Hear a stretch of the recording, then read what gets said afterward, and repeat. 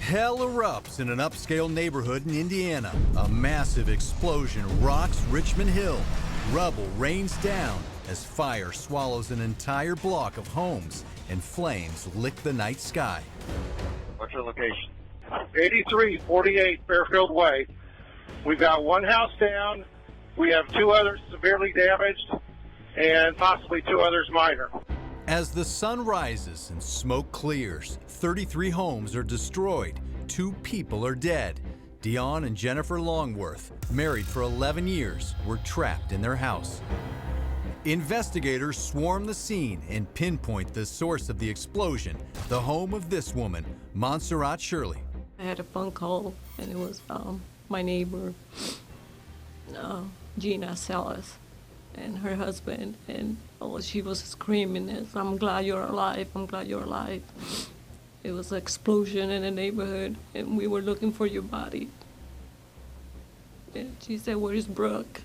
And I said, "Oh, she's with my neighbor, but what happened? I'm going home." And she said, "It's not home to go to. The house is gone.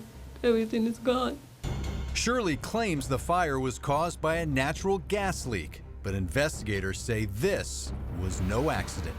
All signs point to arson. Shirley tells our affiliate Fox 59 she had nothing to do with the catastrophe that killed 2 of her neighbors. Everybody's been asking me questions. You know, it's just like that people lost their life. I lost my house. Everybody lost their house.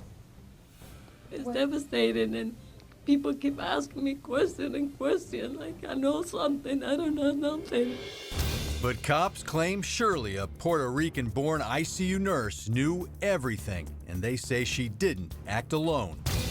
Claiming her boyfriend, Mark Leonard, and his brother Bob were also involved in a sinister plot to blow up the house, an alleged scheme to collect $300,000 in insurance money.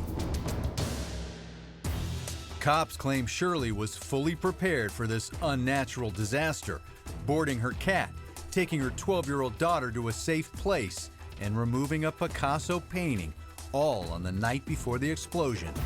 Police pointed this real estate website showcasing the house as another clue. Notice the picture of Shirley's daughter hanging above the fireplace. Police say not even a scrap was found in the rubble. But perhaps the most damning piece of evidence, according to cops, is this photo. Investigators say the burn patterns on the floor, found in both the kitchen and the living room, prove somebody deliberately spilled gasoline and set it on fire. Investigators say they used the timer on the microwave to trigger the explosion. I cannot sleep, I don't eat. Despite Shirley's tears, she eventually confesses and cuts a plea deal, agreeing to testify against her boyfriend and his brother. That leads to the arrest of 2 other suspects, Gary Thompson and Glenn Holtz, friends who Shirley says wanted in for a cut of the insurance money. You always knew that one person was probably going to cut a deal, and that one person was going to be the one who was least culpable. As a prosecutor, you look for the weak link, and you say, if I need some information, let me find the weak link. If someone who's less culpable and who can give me what I need, then I'll think about cutting a deal with them. It took a jury just 4 hours to convict Shirley's boyfriend, Mark Leonard. He was found guilty of 53 felony counts, including 2 counts of murder. He's now serving 2 consecutive life sentences, plus 75 years. His brother Bob was convicted on 51 felony counts and faces life without parole. Gary Thompson and Glenn Holtz have yet to stand trial, and Montserrat Shirley is still awaiting her sentence. Shirley's old neighbors are picking up the pieces, rebuilding while reveling in swift justice. I just got chills, goosebumps, and tears just to know it had come back so quickly. I hope this is the first step towards many to vindication all the way around. But for Dion and Jennifer Longworth's families, rebuilding will be much tougher. And I guess I'm a dad, and I grieve for my daughter, and I miss her every day.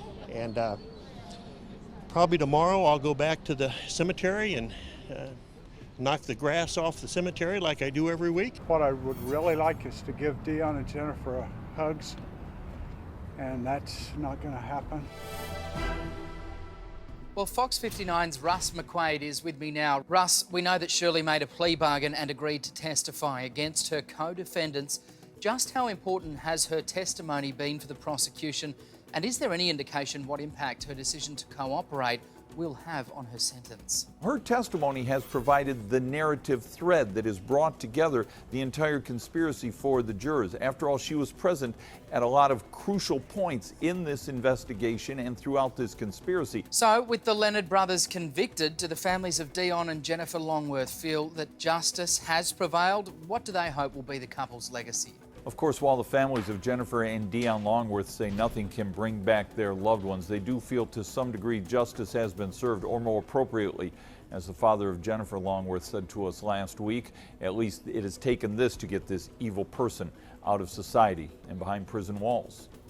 Well, reporter Russ McQuaid from our affiliate WXIN, thanks so much for the update.